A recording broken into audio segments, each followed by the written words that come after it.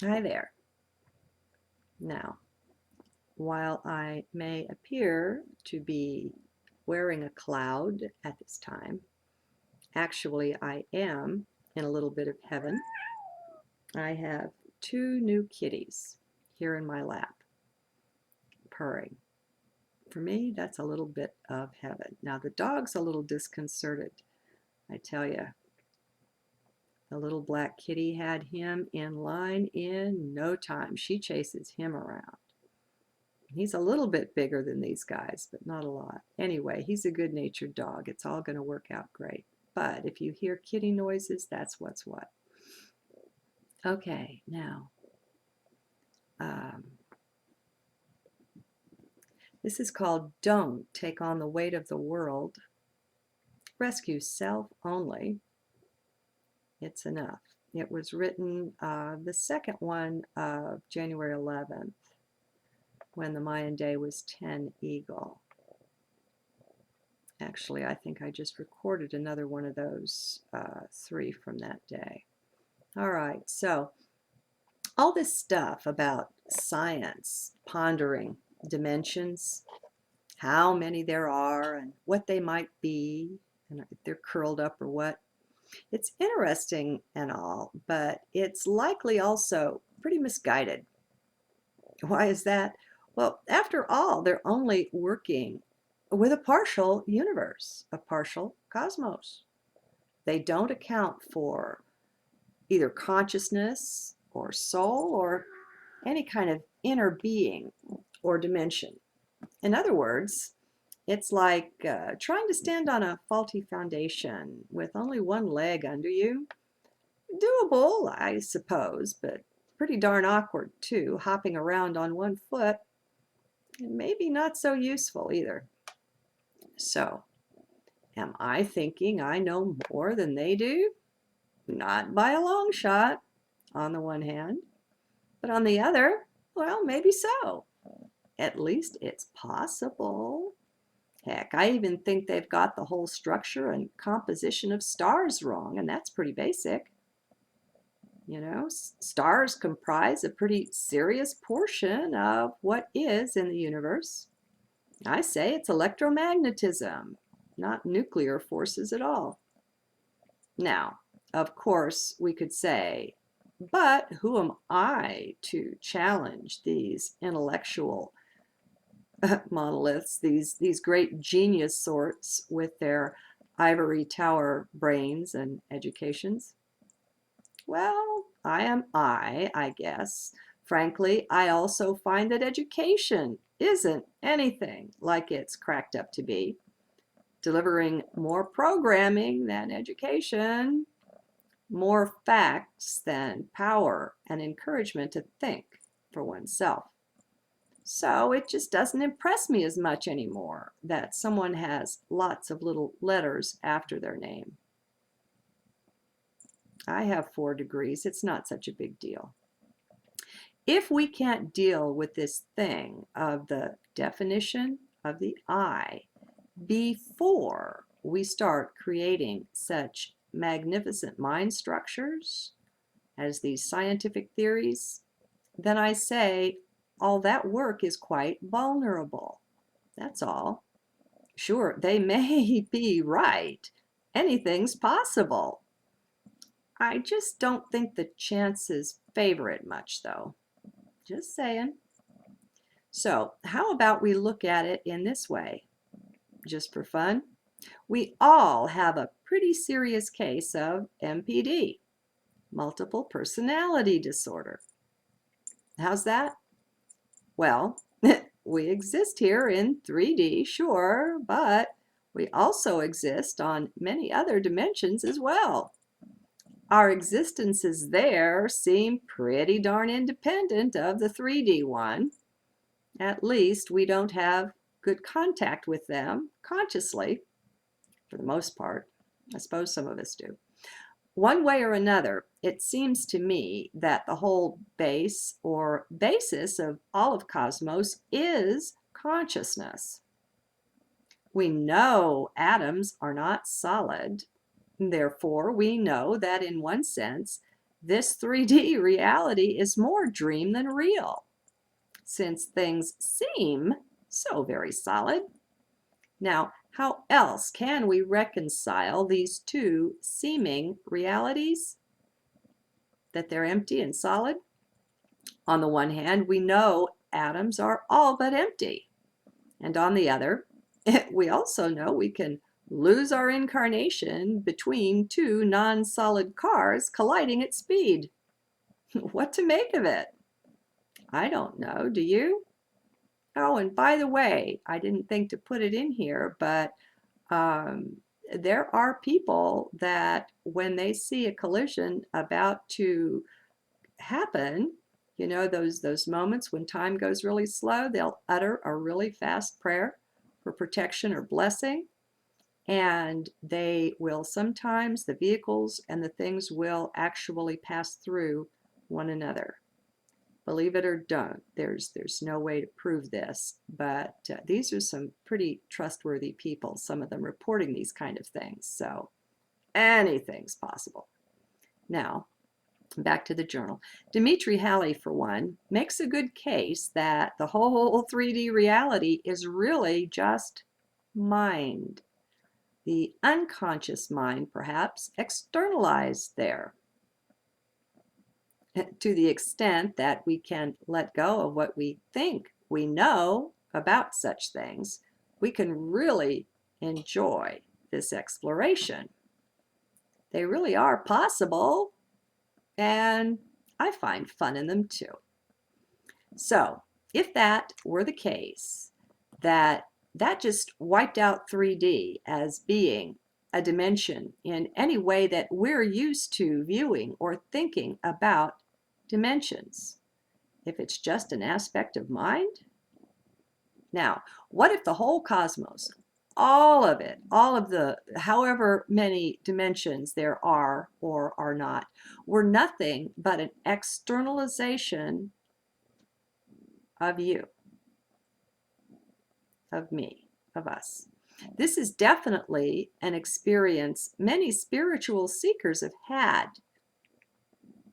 The sense of actually being all that they were perceiving as being external to their body, as being out there. It suddenly becomes in here. Now, I know better than to bring up any mystical sort of experiences as proof of anything science may postulate. But I also know that, unlike science, they deserve to be considered in the discussion.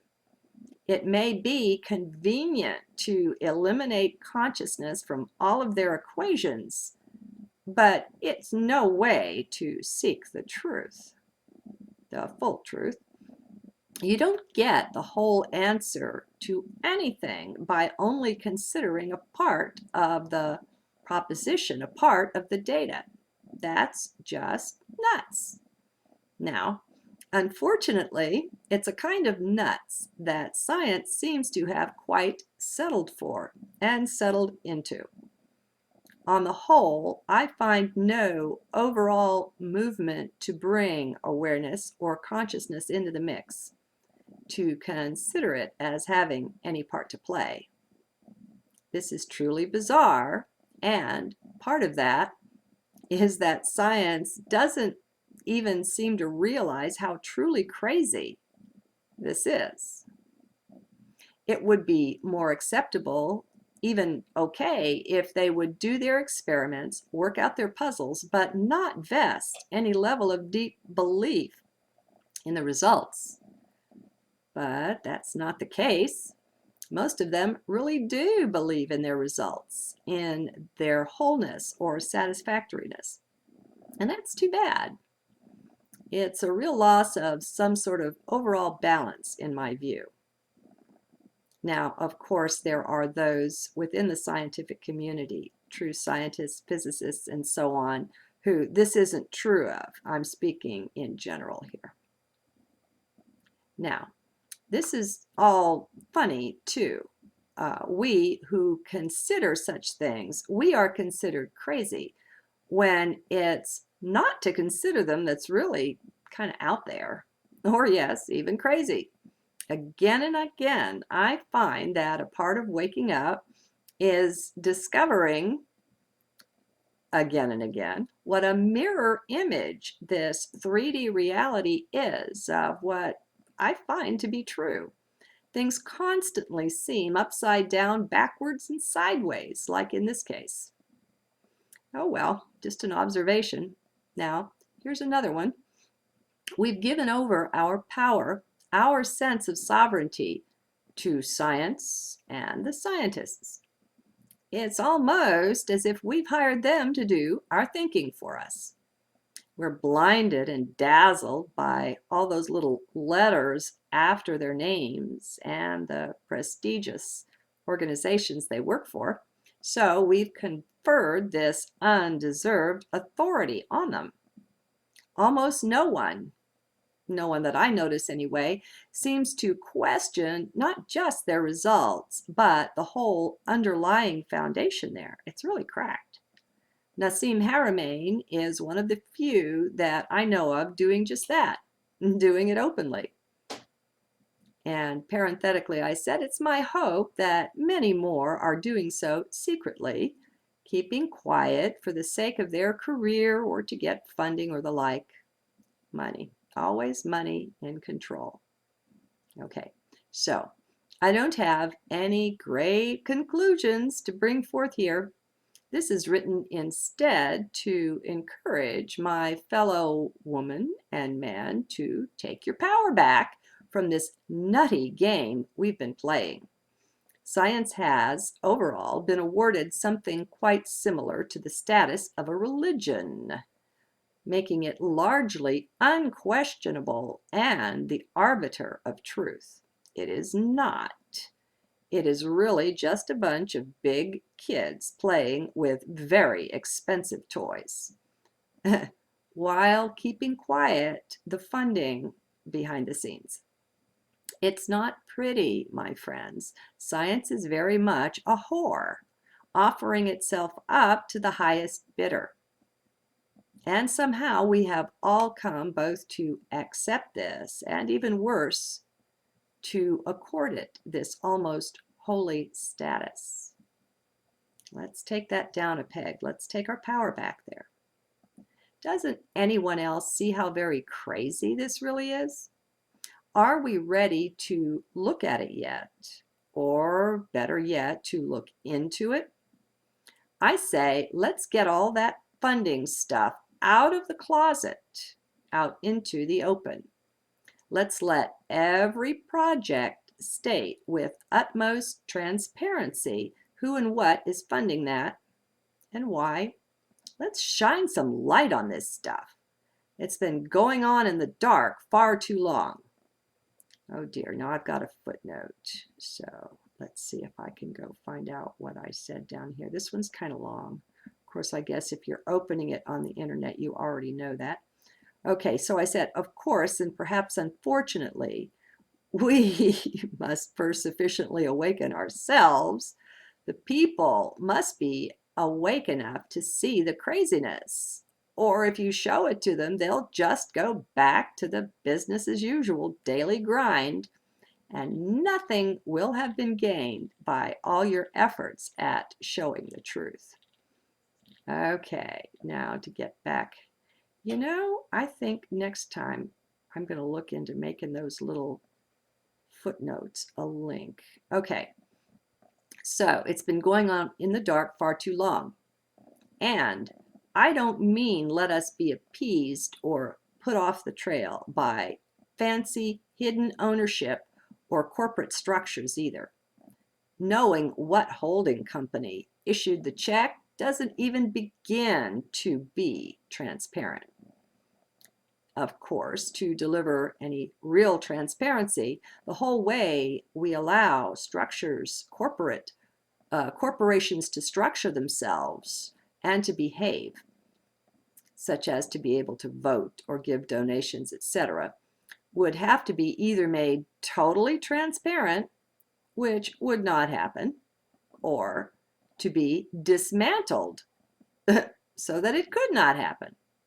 The laws must be changed so there's not something in it for them who make their whole livelihood out of keeping truth hidden. Those days are all but over. All that's left is for such structures to fall and completely collapse. And we'll see it happen in our lifetimes. If they were created out of a sense of integrity or honor, there would be far less of a problem.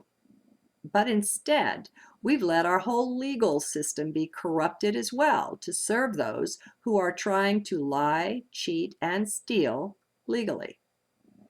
With an overabundance of attorneys, we've empowered that very thing. Those with large sums of money and willing to spend it to get what they want have here also been calling the tunes, just as in the scientific world. Our whole society has morphed into legalized, condoned corruption. Everywhere you look, it's there to be seen. Now, sure, you'll have to do some digging for yourself, since the whole of the mass media has also been corrupted, and in the very same way, by money, large sums of it flowing behind the scenes, and by a legal system willing to overlook monopolies and dishonest dealings in the business of lies, laundered and sold as the truth. What a mess. Unfortunately, our whole system of police and law enforcement is also not in the least bit pure, transparent, or honest. As we look behind the scenes, we find that it's legal for corporations to make huge donations to even your local police. Now, donations is a very generous word for this, don't you think? It's clearly only thinly veiled bribery and behind-the-scenes management, a very overly cozy relationship between corporate management and chiefs of police. It's frankly obscene, and yet, so far, we tolerate it. That's where we've gone wrong in the midst of this, my friends, by our very tolerance of such obscenity as all of this is. By our silence, we condone what is going on. We've all been led down the garden path by inches and increments, so that we did not recognize what was happening overall. With each change to the law and the system involved being minute, what was to complain against? Thus has incrementalism won the day, at least temporarily. It will not be allowed to long stand or remain. We hurry the day of overall awakening by awakening to this state of affairs ourselves. We must figure out a strategy to deal wisely and powerfully with their strategy of incrementalism. When administrators and current officers, managers, office holders keep changing over time, we have failed to notice how there was an overall strategy put in place that followed closely in line no matter what body filled what position involved. And this is how incrementalism won the day yesterday. They kept us distracted by the different ones that would occupy the positions. Now it's just Republicrats in Washington. There's no difference. Doesn't matter who we elect. We're not electing them. Okay, our job is to see to today and with an eye toward tomorrow. Somewhere along the way, we also lost all sense of any planning that was truly for the long term. To make even a 5 or a 10-year plan was considered far enough out into the future, which is ludicrous. Clearly, it is the incrementalists' long-term planning that won the day here. And it's also likely that we were maneuvered into these short attention spans as a covert tactic or part of their overall strategy. Clearly, that falls right in with their overall game plan to win by inches and increments. Now, again, our job is to see clearly today. What can each one do? No, wait a minute. I repeated myself, but I guess I meant to. Again, our job is to see clearly today with an eye toward tomorrow. In order to do this, it will be necessary to dismantle the incrementalist's successful strategy and so uncover the methodology of our defeat. There is a wisdom in our opponents, for they have made us into their opponents to beat out and fleece, a wisdom we either did not see or completely disregarded. And it's time to wake up to that flaw in our vision. It's clearly time to open our eyes. What can each one do? Look and learn. Get out of the programmed electronic haze if you're still indulging in the gadgetry addiction that feeds it. It's relatively easy to eliminate a significant portion of this toxic miasma without going overboard or becoming a fanatic about it. I'm not calling for purists here, just regular folks. Some simple basic waking up will do. And this isn't possible with our biology under the constant domination of this electronic soup. Wake the hell up might be a good way to phrase it. See how you're being used. Some people are so asleep that it may take some rough talk to even just get their attention for more than 10 seconds running. Oh, they'll give you 10 seconds all right in bits of 2 or 3 seconds each spread out over time. Are you one of these? Then I strongly suggest you go out post haste and purchase Cosmos of Soul, the first book of the Syrian Revelations trilogy by Patricia Corey. I would hope that it would be sufficiently awakening that you would wind up purchasing the other two as well. Now, of course, that's only one small route toward this type of awakening. The sad reality is that we are truly, truly addicted to our electronics. Whatever's behind the scenes there is acting powerfully on us, and we don't know all the technology being used against us.